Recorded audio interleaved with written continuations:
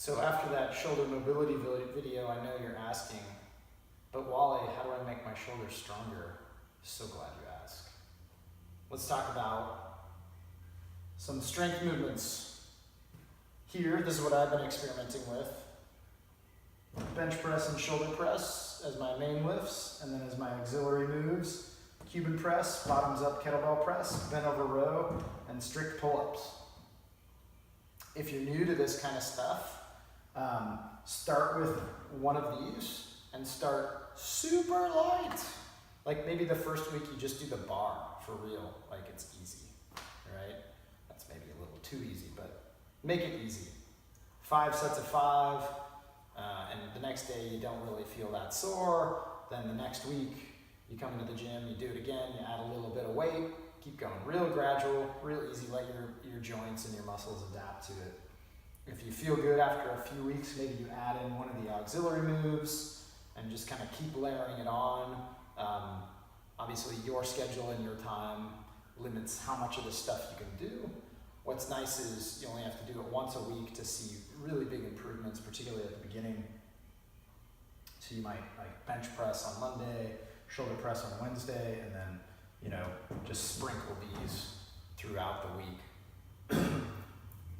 Like I said, a really basic protocol, 5 sets of 5 for these guys for 8 weeks, and then rest a week. You want to get fancier than that, you can do things like the first 2 weeks is 4 sets of 8, and then the next 4 weeks is 5 by 5, and then the last 2 weeks is 5 by 3, but that's down the road.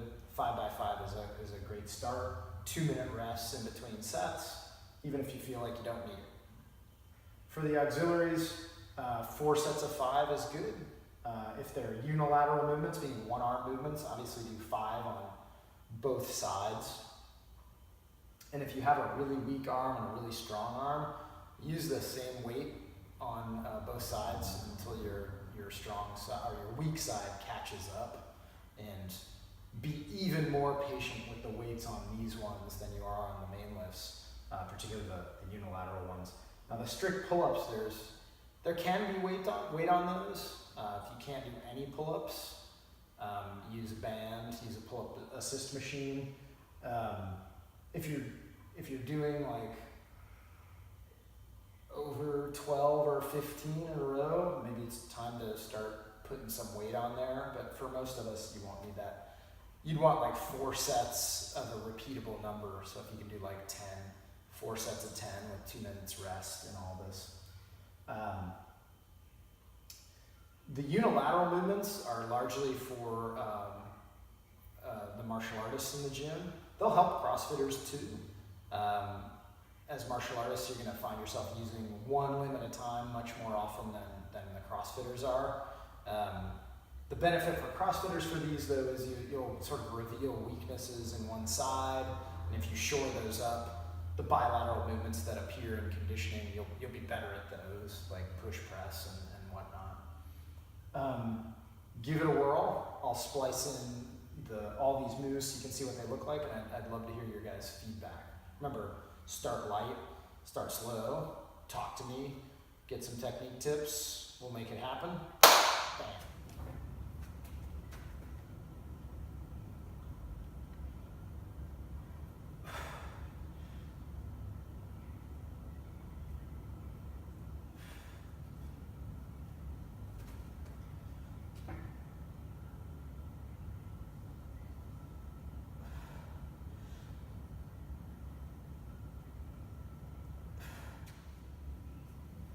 Kettlebell bottoms up press.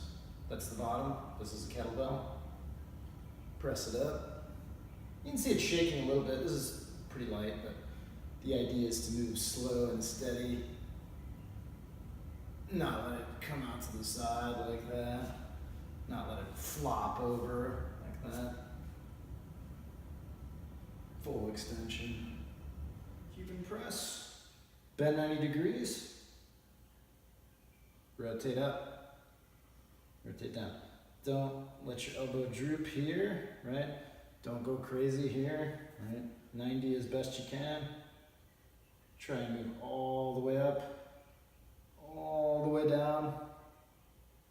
The Cuban press. I've seen it done with a barbell too, but I like this more for isolating one arm, feeling if one is strong. Bent over rows.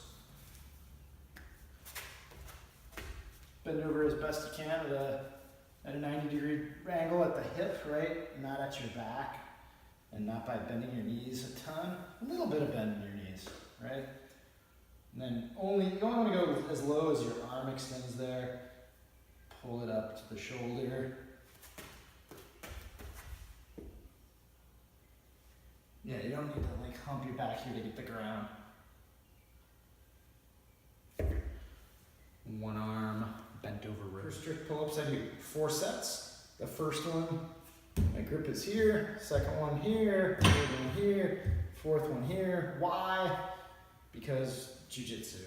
All the different ways I grip things. If I don't work on all those grips, then my elbows hurt all the time, and that's less fun. With all the grips, no matter which one you use, full extension, and I like to stop at the bottom so I don't get any sort of kip to help me with it because I'm trying to build strength.